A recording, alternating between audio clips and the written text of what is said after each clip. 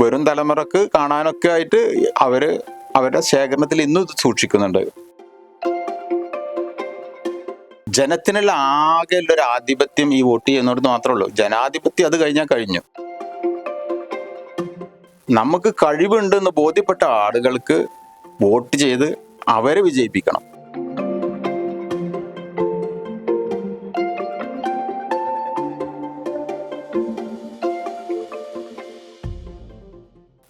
നമസ്കാരം. പെട്ടി ബാലറ്റ് പെട്ടി തുറന്നപ്പം സ്ഥാനാർത്ഥി പൊട്ടി. നമ്മള് പണ്ടൊക്കെ കേട്ട് മറന്നൊരു പാട്ടാണത്. കാലം മാറി, ബാലറ്റ് പെട്ടി മാറി, ഇലക്ട്രോണിക് വോട്ടിംഗ് മെഷീൻ വന്നു. എന്നാൽ ഈ പാട്ടിന് മാത്രം യാതൊരു മാറ്റവും ഇല്ല എന്നുള്ളതാണ്. നമ്മൾ ഇന്ന് ആ ബാലറ്റ് പെട്ടി ഒന്ന് കാണാനാണ് പോകുന്നത്. ഈ ബാലറ്റ് പെട്ടിക്ക് ഒരു പ്രത്യേകതയുണ്ട്.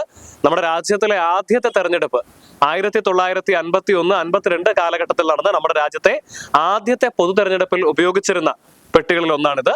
മലപ്പുറം മഞ്ചേരി സ്വദേശിയായ ഗിന്നസ് സലീം എന്ന പേരിൽ അറിയപ്പെടുന്ന സലീം പടവണ്ണയുടെ സ്വകാര്യ പുരാവസ്തു ശേഖരത്തിലാണ് ഈ നമ്മുടെ രാജ്യത്തെ ആദ്യത്തെ പൊതു തെരഞ്ഞെടുപ്പിൽ ഉപയോഗിച്ചിരിക്കുന്ന ഈ ബാലറ്റ് പെട്ടി ഉള്ളത്.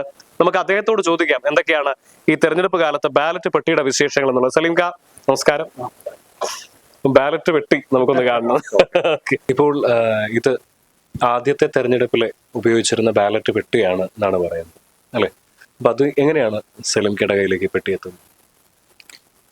ഞാനൊരു പൈതൃക വസ്തുക്കളുടെ ഒരു ശേഖരണം ഹോബിയാക്കിയ ഒരാളാണ്.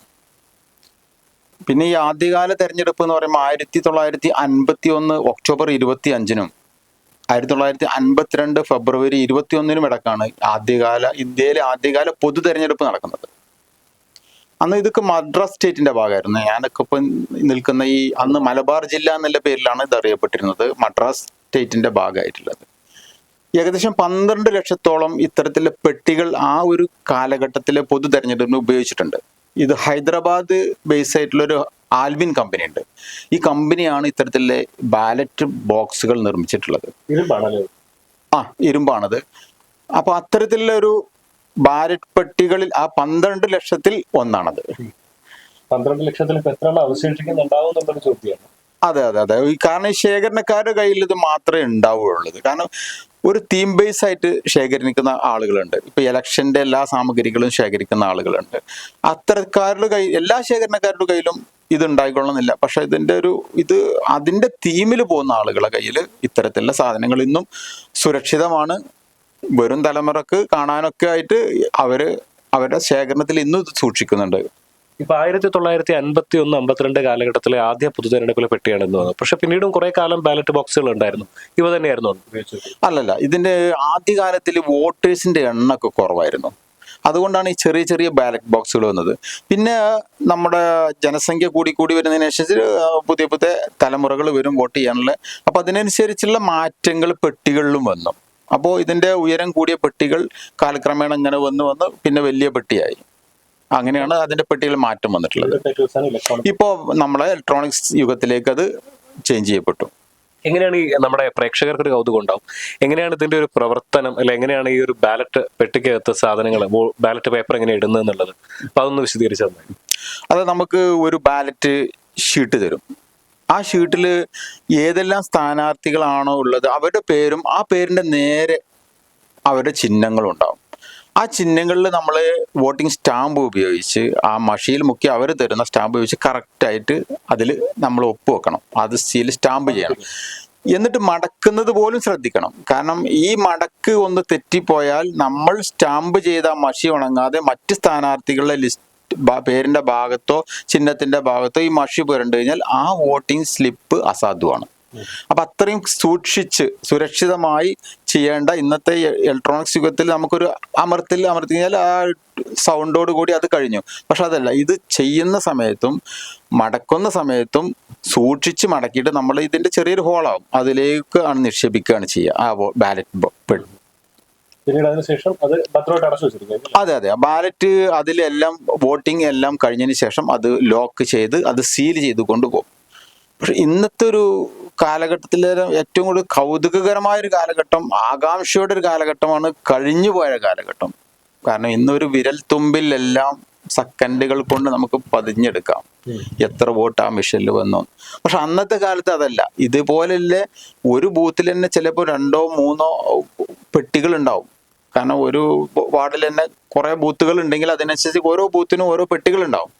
പക്ഷെ ഈ ഓരോ പെട്ടിയും തുറന്ന് ഓരോ സ്ലിപ്പും എണ്ണണം. അതിൽ അസാധു മഷി പുരണ്ടുകണോ നോക്കണം. ഈ വോട്ടിംഗ് ഏജന്റുമാർ കൗതുകത്തോടെ നോക്കിയിരിക്കും. കാരണം പിന്നെ അത് കഴിഞ്ഞിട്ട് കൈകൊണ്ട് എണ്ണാണ് ചെയ്യുന്നത്. കൗണ്ടിങ് കൈകൊണ്ടാണ് എണ്ണി തിട്ടപ്പെടുത്തി അത് മാർക്ക് ചെയ്ത് പുറത്തൊരു വലിയൊരു ബോർഡ് വെച്ചിട്ടുണ്ടാവും. അതിന്മേൽ എഴുതും ഇന്ന ബോക്സിൽ ഇത്ര വോട്ട് ഇന്ന ആൾക്ക്, ഇത്ര വോട്ട് ഇന്ന ആൾക്ക്. അത് ചിലപ്പോൾ നമുക്ക് പിന്നെ കൂടുതലുള്ള ഏരിയ ആണെന്നുണ്ടെങ്കിൽ, തർക്കങ്ങളുള്ള ഏരിയ ആണെങ്കിൽ രാത്രി വരെയൊക്കെ നീണ്ടു നിൽക്കും. ആളുകൾക്ക് അന്ന് നമ്മളെ ഇന്നത്തെ പോലെ ചാനലിലൂടെ അറിയാനുള്ള മാധ്യമങ്ങളിലൂടെ അറിയാനുള്ള മാർഗങ്ങളൊന്നും ഇല്ലായിരുന്നു. കാരണം ഈ എഴുതി വെക്കുന്നത് വായിച്ച് അറിയാവുന്ന മാർഗങ്ങൾ മാത്രമേ ഒന്നും ഉണ്ടായിരുന്നുള്ളൂ. പക്ഷെ അതൊരു ഭയങ്കര ആവേശവും ഉത്കണ്ഠയും ഒക്കെ ഒരു നിറഞ്ഞൊരു കാലഘട്ടം, മുമ്പിൽ ആളുകൾ കൂടി നിൽക്കുന്ന ഒരു കാലഘട്ടം. അതിന് അത്ര ആവേശമായിരുന്നു. ഇന്ന് പൊതുവെ തെരഞ്ഞെടുപ്പ് തന്നെ ഒരു ആളുകൾക്ക് വേണോ വേണ്ടേ എന്നുള്ളൊരു ആവശ്യത്തിലാണ്. കാരണം അത് ചെയ്യാൻ പോകാൻ മടി ഒക്കെ. പക്ഷെ അന്നത്തെ കാലത്ത് അതല്ല. കാരണം ഒരു അവസരം വിനിയോഗിക്കാൻ അന്നത്തെ ആളുകൾ മുൻപോട്ട് വന്നിരുന്നു. ഇന്ന് ആളുകൾ കുറെ ആ കാര്യത്തിൽ പിറകോട്ടാണെന്ന് എനിക്ക് തോന്നുന്നത്. അതിന്റെ ഒരു നമ്മുടെ ഈ ബാലറ്റ് പേപ്പറിന്റെ ഒരു പുതിയ രൂപമാണല്ലേ നമ്മുടെ വിവിപാറ്റ് എന്ന് പറയും. അതെ അതെ അതെ അതെ. അതാണ് നമുക്ക് അടിക്കുന്ന നമ്മളെ സ്ലിപ്പ് അതിലേക്ക് ചാടുന്നത് നമ്മൾ ശ്രദ്ധിക്കണം എന്ന് പറയാനുള്ള കാരണം. അത് ആ സ്ലിപ്പ് നമുക്ക് കാണാൻ പറ്റും. നമ്മൾ അടിക്കുന്ന ചിഹ്നമാണ് അതിൽ വരുന്നത്. അപ്പൊ അതിലേക്ക് ചാടുന്നതല്ല, അതൊക്കെ നമുക്ക് വ്യക്തമായിട്ട് ഒരു ഐഡിയ ഉള്ളൊരു വോട്ടർക്ക് അത് മനസ്സിലാക്കാൻ പറ്റും. പിന്നെ അതിന്റെ ആരോപണങ്ങളൊക്കെ പല ആളും പറയും അതടിക്കുമ്പോൾ മറ്റേ ചിഹ്നത്തിൽ കത്തി. അതൊക്കെ നമുക്ക് അറിയാൻ പറ്റും. നമ്മൾ അടിച്ചതിലാണോ വന്നത്, നമ്മൾ അടിച്ച ആ സ്ലിപ്പാണോ അതിലേക്ക് ചാടിയതൊക്കെ ഒരു വോട്ടർക്ക് കാണാവുന്നതേ ഉള്ളൂ. ബാക്കിയൊക്കെ ആരോപണങ്ങളായിട്ടാണ് നമുക്ക് മനസ്സിലാകുന്നത്. ഇപ്പോ ഇതിനകത്ത് സലീം പടവണ്ണ അല്ലെ, താങ്കൾ ഈ കേവലം ഇത്തരത്തിൽ പുരാവസ്തു സൂക്ഷിക്കുന്ന ആള് മാത്രമല്ല, ഒരു സാമൂഹ്യ പ്രവർത്തകൻ കൂടിയാണ്. ലഹരിക്കെതിരെയും ഇപ്പൊ കഴിഞ്ഞ ദിവസം ഈ വോട്ട് എന്ന് പറയുന്നത് അവകാശമാണ് അല്ല ഉത്തരവാദിത്തമാണ് എന്ന് പറഞ്ഞുകൊണ്ടൊരു, അപ്പൊ അത്തരത്തിൽ നമ്മുടെ വോട്ടർമാരോട് എന്താണ് പറയുന്നത്? ഇത് നമ്മുടെ ഒരു അവകാശമാണ്.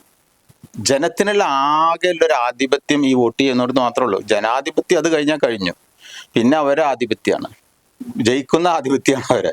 ഇപ്പോഴാണ് നമ്മൾ ആധിപത്യം. കാരണം നമ്മൾ വിചാരിച്ചെങ്കിൽ അവർ ജയിക്കുള്ളൂ. അത് നമ്മൾ വിനിയോഗിക്കണം. അതാണ് പറഞ്ഞത്, നമുക്ക് ഇഷ്ടപ്പെട്ട ആളുകളെ, നമുക്ക് കഴിവുണ്ടെന്ന് ബോധ്യപ്പെട്ട ആളുകൾക്ക് വോട്ട് ചെയ്ത് അവരെ വിജയിപ്പിക്കണം. എങ്കിലേ നമ്മളെ നാടിനും നമ്മളെ വീടിന്റെ മുന്നിലുള്ള സംഗതികൾക്കും നമ്മളെ നാട്ടുകാർക്കും ഒക്കെ ഉപകാരമായിട്ട് വരികയുള്ളൂ. തീർച്ചയായിട്ടും ജനാധിപത്യം വിജയിക്കട്ടെ അല്ലേ? ജനാധിപത്യമാണ് വിജയിക്കേണ്ടത്. Okay thank U.